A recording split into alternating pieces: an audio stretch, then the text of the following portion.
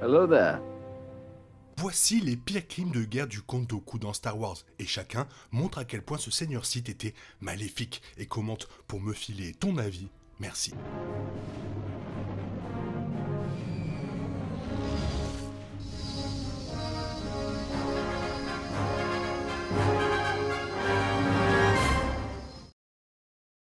Le comte Dooku est l'un des méchants les plus populaires de Star Wars. Introduit pour la première fois dans l'attaque des clones, il a commencé comme Jedi. Il était le padawan du grand maître Yoda et le maître Jedi de Qui-Gon Jinn. Il resta un membre respecté de l'ordre Jedi pendant des années, ne se tournant vers le côté obscur et devenant apprenti Sith qu'après la mort de Qui-Gon Jinn. Cependant, ses années en tant que Jedi ne l'ont pas empêché de devenir l'un des Sith les plus dangereux.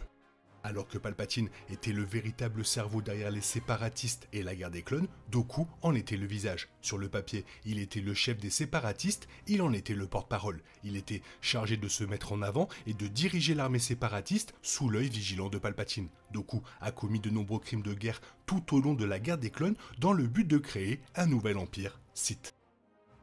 Dans le roman canon Dark Disciple, il est révélé que le comte Dooku a ordonné le génocide des réfugiés Marran lors d'un événement devenu connu sous le nom d'atrocité sur Marani. Les séparatistes ont pris pour cible Marani en raison de ses ressources, plongeant le monde dans la guerre et le chaos. Le peuple Marran a demandé de l'aide aux Jedi et les Jedi ont accepté en envoyant le général Jedi Shubor et un groupe de travail de soldats clones pour les aider. Malheureusement, les forces de la République ne sont pas arrivées à temps pour empêcher les séparatistes de détruire la capitale de Marani. Au lieu de cela, ils ont essayé de transporter autant de Marran que possible hors du monde. Dooku, ne voulant aucun survivant, massacra les Marran restants ainsi que les Jedi et les clones. Pour aggraver les choses, il envoya un message au Conseil Jedi leur disant que le massacre était de leur faute puisqu'ils refusaient de s'incliner devant lui. La purge des Sœurs de la Nuit fut un génocide dévastateur sur Dathomir qui entraîna la mort de presque toutes les Sœurs de la Nuit. Il a été ordonné par Palpatine et Dooku après que les Sœurs de la Nuit aient tenté d'aider Asajj Ventress à assassiner Dooku par vengeance. En représailles, Dooku et Palpatine ont envoyé le général Grievous commettre un massacre qui était sans doute tout aussi dévastateur que lors de 66. Seules 7 Sœurs de la Nuit ont survécu au génocide. La sénatrice Mina Bonteri était une amie de longue date de Padmé Amidala, qui se trouvait également être séparatiste. Dans l'émission télévisée The Clone Wars, Padmé et Ahsoka se faufilent derrière les lignes ennemies jusqu'à la planète Onderon pour rencontrer Bonteri. Dans cet épisode, ils décident de travailler ensemble pour pousser leurs gouvernements respectifs vers des pourparlers de paix. Cela semble fonctionner car certains membres du Parlement séparatiste étaient ouverts à l'idée. Dooku a accepté un vote mais a secrètement fait assassiner Mina Bonteri. Il a réussi à rejeter la faute sur la République, sabotant ainsi les pourparlers de paix. Le général Grievous est né Kimen Jeshilal. C'est un chef de guerre Kalish qui a développé une haine pour les Jedi après avoir pris le parti des ennemis de Kalish dans leur guerre civile, entraînant la mort de nombreux Kalish. Il a été ciblé par Dooku et Palpatine pour ses compétences et sa menace potentielle. Dooku a secrètement posé une bombe sur le navire de Grievous, laissant le Kalish grièvement blessé. Il a ensuite pris Grievous et lui a donné un nouveau corps cybernétique contre sa volonté. Dooku a ensuite déformé l'esprit de Grievous jusqu'à ce qu'il se soumette et devienne un agent des séparatistes, sans jamais savoir que Dooku était celui qui l'avait bombardé. Il existe de nombreux cas où Dooku a torturé des prisonniers tout au long de la guerre des clones. Dans Dark Disciple, il a personnellement torturé le Jedi Quinlan Vos. Même lorsque Vos répondait honnêtement à ses questions d'interrogatoire, Dooku continuera à le torturer de toute façon. Quinlan Vos a été torturé si horriblement que cela l'a amené à se tourner vers le côté obscur.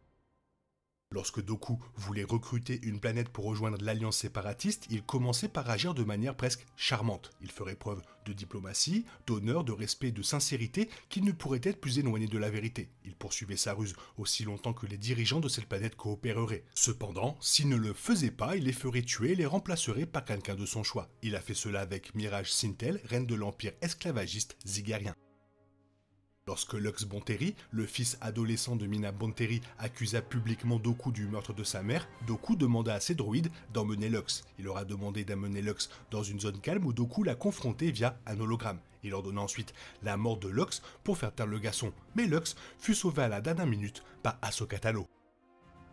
En tant que chef de l'armée séparatiste, Dooku était celui qui élaborait et approuvait les politiques. En tant que seigneur Sith et apprenti de Palpatine, il croyait fermement au pouvoir par tous les moyens. À ce titre, il approuvait et même encourageait la torture des prisonniers pour diverses raisons. Comme Quinlan Vos, il a souvent supervisé et ordonné la torture continue des captifs.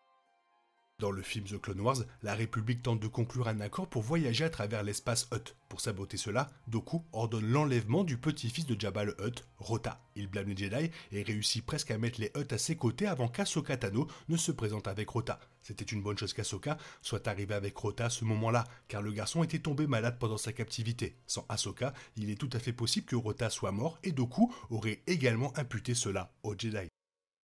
Alors qu'ils se disputaient plus tard, Dooku aida Previs Vizsla et son groupe terroriste mandalorien pendant un certain temps alors qu'ils tentaient de prendre le contrôle de Mandalore. Comme le montre ce qu'il a fait à la reine Mirage Sintel, Dooku aimait avoir des personnes au pouvoir qui lui devaient des personnes qu'il pouvait contrôler. La dirigeante de Mandalore, la duchesse Satine Kryze, était une pacifiste jurée. Dooku a financé un groupe terroriste pour tenter de destituer le dirigeant légitime d'un monde pacifique. Tout cela afin qu'il puisse entraîner les Mandaloriens dans la lutte pour la cause séparatiste de Star Wars et prendre le contrôle de la planète et de ses ressources. Ah là, il est vraiment mauvais ce Dooku, il est pas beau, vraiment pas beau. Toi, qu'est-ce que tu en penses? Fais-moi part de ton avis dans la zone commentaire. Sinon, il est temps pour toi de reprendre le cours normal de ta vie. On se retrouve bientôt pour une nouvelle vidéo. Bisous bisous, bye bye, que la force soit avec toi.